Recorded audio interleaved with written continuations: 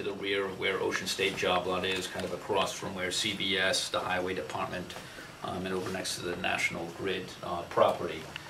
This is a parcel of land that was previously zoned as industrial in 2001. It was zoned to business because the owners at the time were exploring other business opportunities. But before that, I'm sure as many of you know, this was the site of the former Somerset Plastics Recycling. After that, Pot Specialist, which is a pottery company, was located there.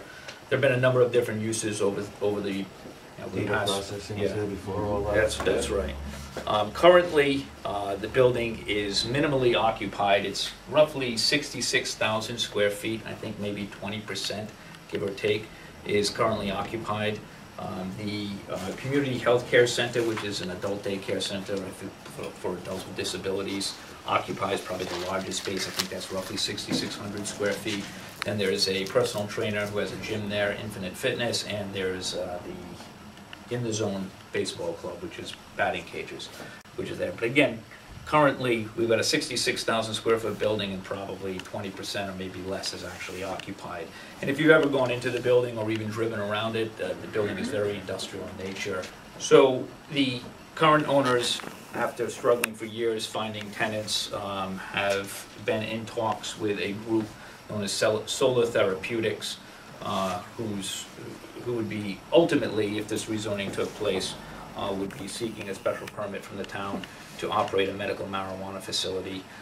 Again, that's all that's proposed at this particular time, because that's all that they would be allowed to apply to. As we currently stand here today, as to what the future may hold, I can't definitively speak to that, but they would certainly explore any opportunities that were available to them.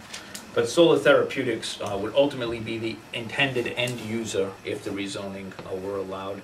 I have with me tonight Ron Rappaport, who's one of the officers for Solar Therapeutics. He's also the, I believe, chief rheumatologist for South Coast Health, and is a consultant for Solar Therapeutics. Mike Allen, who is a retired former police chief from Rochester, New Hampshire, is in the front row, and he would be the head of security and has also acted as the head of security for other medical marijuana facilities, I believe, in New Hampshire. Dream of playing college football.